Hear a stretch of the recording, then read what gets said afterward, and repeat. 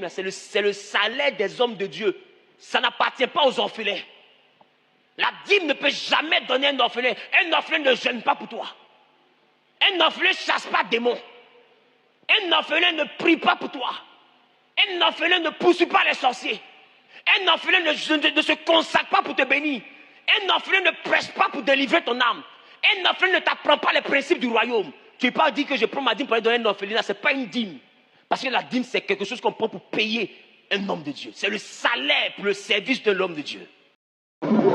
Voici le travail des faux pasteurs sur les réseaux. Des escrocs comme ça, là, n'iront jamais au ciel. Et tous ceux qui suivent ces escrocs-là seront confondus au jour du jugement dernier, ou encore au jour du retour du Seigneur.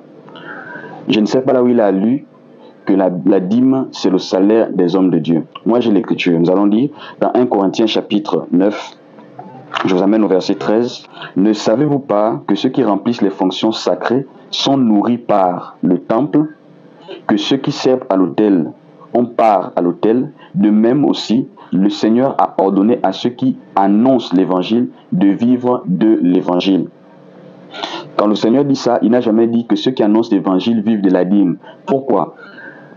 Il faut comprendre que la Bible annonce deux dispensations. Il y a la dispensation d'Israël et la dispensation de l'Église. La dispensation d'Israël est constituée de la loi et des prophètes qui ont parlé en Israël. Quand vous lisez Jérémie 25, à partir du verset 4, il dit « Je vous ai envoyé tous mes serviteurs, les prophètes, dès le matin. » Jésus vient et dit « La loi, les psaumes, les prophètes ont parlé de moi. » Ils ont parlé de moi au temps où Dieu traitait avec Israël, et il y a une partie qui concerne la vie de l'Église ou encore la vie de l'épouse.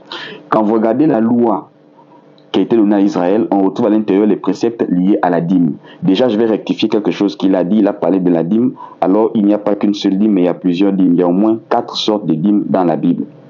Je vous amène cette fois-ci à les vérifier. Nous allons prendre juste quelques exemples pour ne pas aller loin. Pour ceux qui voudront l'intégralité, ils peuvent m'écrire ou je vais leur envoyer le lien où j'ai parlé de la dîme en intégralité. Nous allons dans Deutéronome. Deutéronome chapitre 14.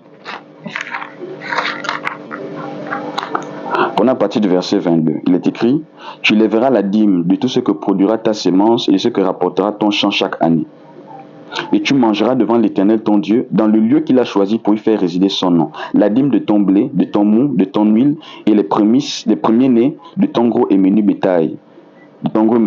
Afin que tu apprennes à craindre toujours l'Éternel ton Dieu. » Chaque année, déjà il n'y a pas la dîme des salaires, chaque année, un fils d'Israël qui a reçu, n'est-ce pas, les récoltes de ses semences, devrait apporter cela au temple, pas pour donner aux Lévites. Non, on dit pour que toi-même qui amènes la semence, tu manges devant l'Éternel ton Dieu, afin que tu apprennes à le craindre.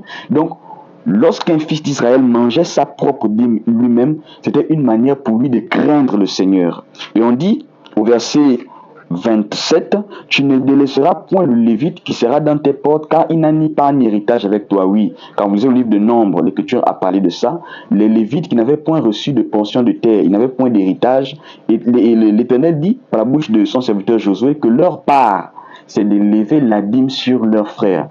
Pas leur part, c'est lever la dîme sur les Gabonais ou sur les Équatoriaux ou sur les Ivoiriens. Non, c'est lever la dîme sur leurs frères qui, les Juifs, les Israélites. Donc ça n'a rien à voir avec nous, le peuple des nations. Ça concerne une loi d'Israël pour le peuple juif.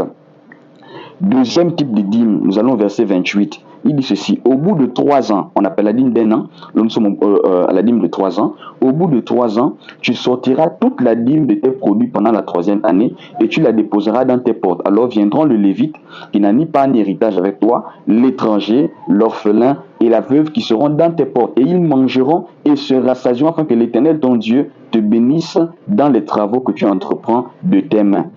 Ils vont manger. On a dit il y a l'étranger, il y a l'orphelin et la veuve. Papa, l'orphelin avait droit en Israël à manger la dîme. Maintenant, lui, son problème, c'est quoi? C'est parce que c'est un escroc. Quand vous regardez la dispensation de l'Église primitive, aucun de nos prédécesseurs n'a prélevé la dîme. Aucun. Quand l'Écriture dit « Celui qui annonce l'Évangile vit de l'Évangile », rappelez-vous que lorsque Jésus envoyait les apôtres 2 à 2 en mission, il disait « N'amenez pas de vêtements, n'amenez pas de sandales. » Pourquoi? Parce qu'ils savaient que l'évangile qu'ils allaient annoncer, il y a des gens qui devaient être touchés et qui devaient apporter de manière libérale. C'est pourquoi l'apôtre Paul en parle dans le livre de 1 Corinthiens chapitre 16. Je vous amène lire l'écriture parce qu'il n'a pas de verset, il n'a pas d'écriture. 1 Corinthiens chapitre 16, au verset 1er de 1 Corinthiens 16, il est écrit: pour ce qui concerne la collecte en faveur des saints, agissez vous aussi comme je l'ai ordonné aux églises de la Galatie, que chacun de vous le premier jour de la semaine mette à part chez lui ce qu'il pourra, selon sa postérité, afin qu'on n'attende pas mon arrivée pour recueillir les dons. Donc les gens mettaient à part selon leur postérité, ce qu'ils avaient à donner, ce qu'ils pouvaient donner, selon ce qu'ils avaient. Ils ne pouvaient pas donner, c'est-à-dire ce qu'ils n'ont pas. Non, David dit: nous te donnons ce que nous recevons de toi. En outre de ça, nous allons dans Hébreux 13, verset 16. N'oubliez pas la bienfaisance et la libéralité, car c'est à de tels sacrifices que Dieu prend plaisir. N'oubliez pas la bienfaisance et la libéralité, donner de manière libérale sans contrainte. C'est ainsi qu'on donne à l'église primitive. Sinon, donnez-moi le nom d'un seul apôtre du Seigneur qui a prélevé la dîme. Donnez-moi le nom d'un seul apôtre qui a pris la dîme sur quelqu'un. Ça n'existe pas. Déjà, au temps de l'église, on ne parle pas de la dîme. On parle de la libéralité. Donc, cher pasteur escroc, excuse-nous, mais ce que tu dis n'a aucun fondement dans la parole. Je vais te rappeler quelque chose. L'apôtre Paul dira que le fondement a été posé. Il dit que celui qui vient bâtir sur ce fondement prenne garde. Parce que après avoir bâti, l'information que vous n'avez pas, c'est que cela va passer au feu. Votre bâtisse, votre œuvre va passer au feu afin d'être éprouvée. Maintenant, imaginez celui qui a bâti sur ce fondement avec du bois. Qu'est-ce qui va se passer?